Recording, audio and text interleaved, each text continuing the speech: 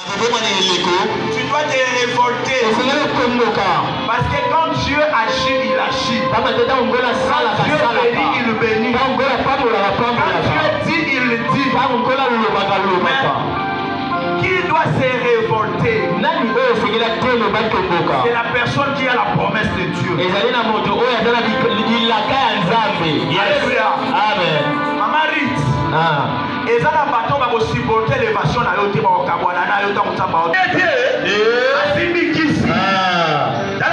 Il y a des gens qui ne vont pas supporter ta bénédiction. Ils vont commencer à faire des chantages inutiles.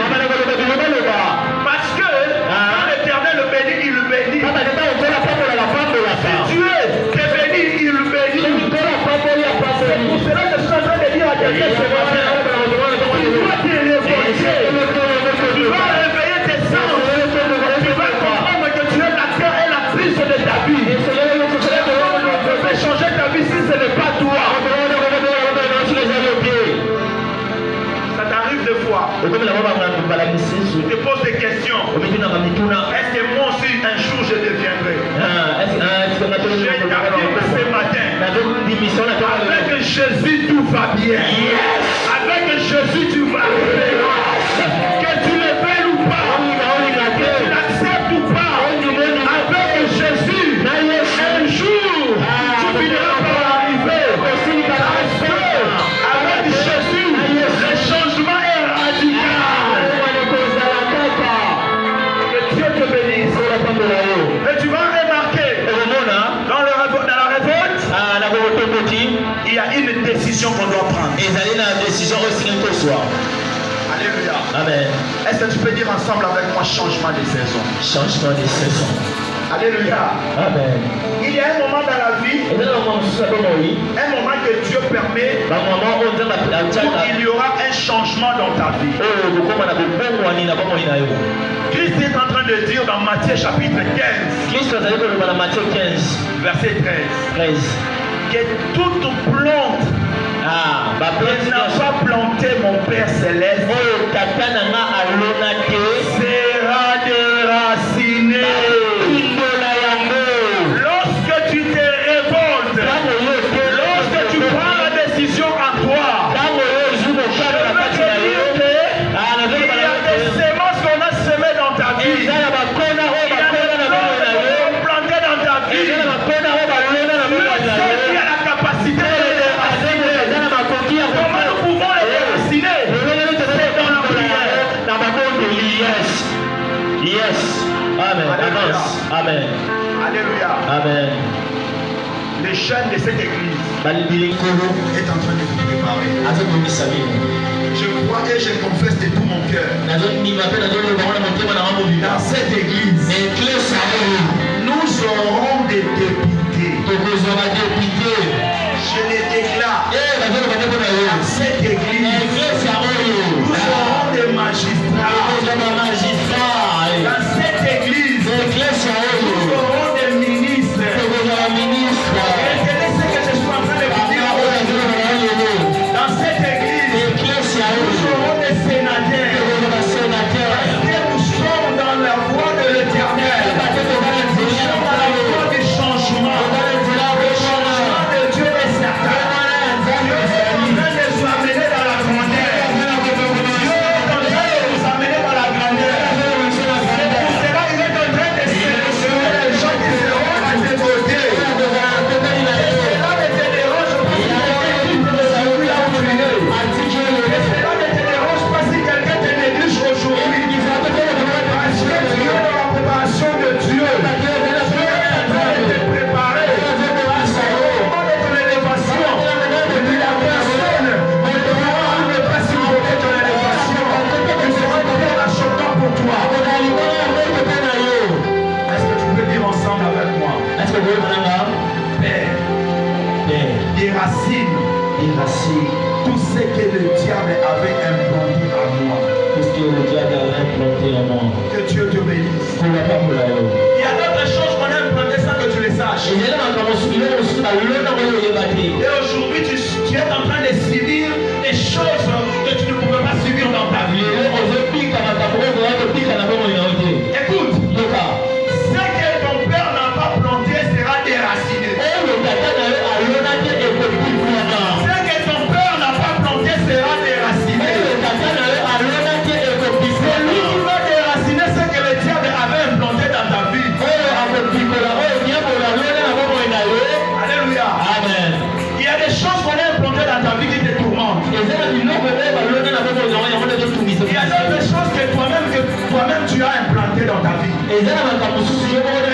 moment du changement, Dieu est en train de les déraciner. Dieu est en train de les déraciner. On a implanté des choses pour les détruire. Mais ce matin, Dieu est en train de les déraciner. Je vais faire cet exemple. Un arbre qui porte son fruit en sa saison, c'est un arbre qui est respecté, qui est planté par Dieu. Parce que tu vas remarquer, il y a d'autres plantes qui ne se produisent qu'à leur saison. Il y a aussi d'autres arbres qui ne choisissent pas les saisons. En saison sèche, ça produit, dans la saison de pluie aussi, ça produit. Mais si nous partons pour voir l'abricot, selon l'abricotier, au mois de janvier, si vous cherchez les fruits de l'abricot ou de l'abricot ou l'abricotier, vous n'allez pas trouver de fruits dans cet arbre. Parce que ce n'est pas sa saison. Comment ça va produire? Mais ce que je veux dans la parole de Dieu, est-ce qu'on peut nous lire le livre des Psaumes chapitre 1, verset 1 à 3? Psaume 1, 1 à 3. Que la personne qui cherche le changement dans ta vie, il veut avancer avec Dieu. C'est tous ses conseils. L'homme qui ne marche pas selon le conseil de méchants, marche avec les conseils, qui ne s'arrête pas sur la voie de pécheurs, qui arrête dans quelle voie, et qui ne s'assied pas en compagnie de mon cœur, et qui trouve son plaisir dans la loi de l'Éternel, et qui la médite jour et nuit. Qui la médite, jour et nuit. Qui la médite, jour et nuit. Saison sèche, ça la rappelle saison de pluie. Saison il y a douleur, après saison il y a. Allons-y. Verset 3. Il est comme un arbre planté près du courant d'eau, qui donne son fruit en sa saison.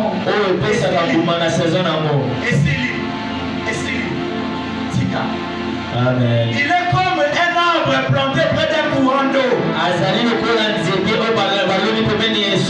C'était un ballon de Yamaya. Et ça la moula. Et ça la moula. Yes. Et à moi, ça va la saison. Je veux dire à quelqu'un ce matin, tu dois t'enraciner en Jésus-Christ. Tu n'auras pas de saison. Parce que tu dois commencer avec le Seigneur. Et cette saison, c'est la saison de gloire. Personne ne pourra te détester. Personne ne pourra te détruire. Tu vas remarquer les choses que tu pourras faire. C'est ça va réussir. Et tu ne les aides ou pas. Dieu sera avec toi. Tu peux commencer dans le faire de commencement. Dieu va t'amener dans une dimension. Parce que lorsqu'on prend Jésus-Christ, on est mis au centre de sa vie. Tout ce qui est réussi. Tu dois enraciner Jésus-Christ. Alléluia. Amen. Tu dois enraciner Jésus-Christ dans ta vie. Si tu n'es pas planté par Dieu, tu seras déraciné. Alléluia. Amen. Je vais te poser la question. Est-ce que c'est Dieu qui t'a planté ou ce n'est pas Dieu? Pose-moi cette question. Est-ce que c'est Dieu qui t'a planté ou que ce n'est pas Dieu? Est-ce que ce que tu fais là dans ta vie, c'est Dieu ou ce n'est pas Dieu? Si c'est Dieu, avance. Mais si ce n'est pas Dieu, tu dois arrêter de changer de direction. Alléluia. Amen. Si Si ce n'est pas Dieu, tu vas changer de direction. Tu vas changer de direction. La Bible nous dit, nous devons avoir soif de la nourriture et de la parole de Dieu. Et nous devons avoir faim de la parole de Dieu. Si tu n'as pas faim tel que tu es là, si tu n'as pas soif tel que tu es là, tu es mourant. Une personne qui a soif, une personne qui a faim, c'est une personne qui est en bonne santé. Mais ta patrie, est-ce que ce que je suis en train de dire là c'est faux? Donc une personne qui n'a pas soif, qui n'a pas faim, c'est qu'il n'est pas en bonne santé. Une personne qui est en bonne santé, il va avoir soif, tu vas avoir faim. Maintenant toi tu as soif de quoi? Tu as faim de quoi? Nous devons avoir soif de la parole de Dieu. Nous devons avoir faim de la parole de Dieu. Alléluia. Dans tout ce que nous faisons, il faut que Dieu soit au centre de notre vie. Je vais vous révéler une chose. Dans cette église, à partir d'aujourd'hui, personne ne restera tel qu'il était. Parce que nous sommes les grands dans ce pays. Nous sommes les grands dans ce pays. Et l'heure est arrivée où Dieu veut nous amener pour nous faire asseoir parmi les grands.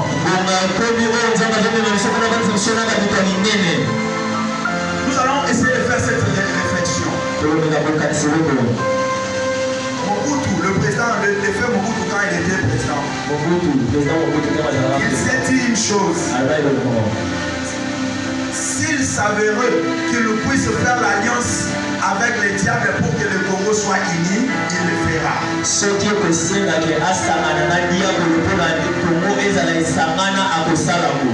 Alléluia. C'est Mobutu qui l'a dit. Si je comprends bien, il était prêt à faire l'alliance avec les diables. Si je pars plus loin, je peux dire qu'il avait même fait une alliance avec les diables.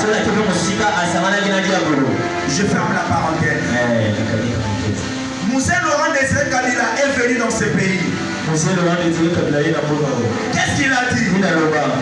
Prenez-vous en charge. Je me suis posé une question. Qui peut se prendre en charge? Personne. Il a fallu qu'il puisse dire prenez-vous en charge dans le Seigneur. Mais lui, il a dit peuple congolais, prenez-vous en charge. C'est pour cela qu'on n'a pas su à vivre longtemps avec lui. Lorsque le président Kabila est venu, il nous a dit retour à l'authenticité. Qu'est-ce que signifie tosongela bokoko? Ntango tozongeli bokoko tokotima nzambe ya mapaya, tokoti makambo eza, tokoti na kati ya souffrance. Pendant que je faisais des réflexions, lorsque le président Félix Tshisekedi est venu au trône, la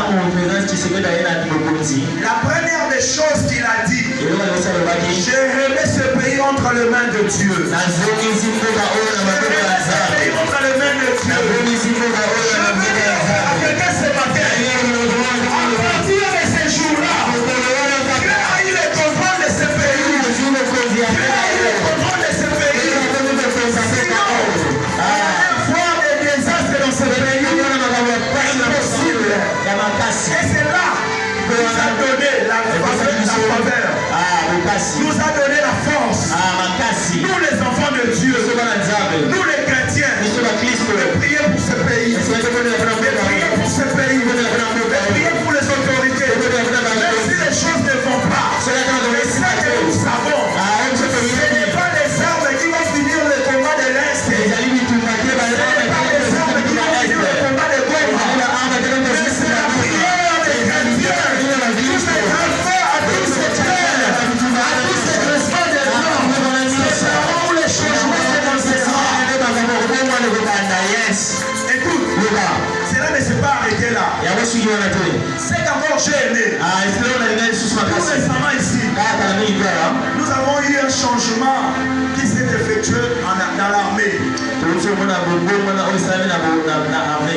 général-major, le lieutenant-général-major, général de l'armée, on l'a changé. Une chose pareille. Alléluia. Amen. Posez-moi la question, qu'est-ce qui s'est passé? Il faut avoir la vision de l'aigle pour comprendre. Le président de la République, il a pris pour la première fois un général-major général de l'armée. Il a dit, c'est un pasteur.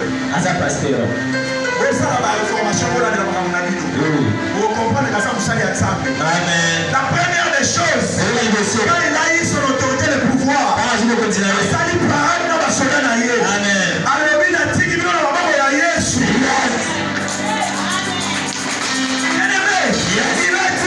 Je vous ai dit entre les mains de Jésus-Christ, votre famille, ce pays, personne d'entre vous va mourir. J'ai compris une chose. C'est la saison du changement.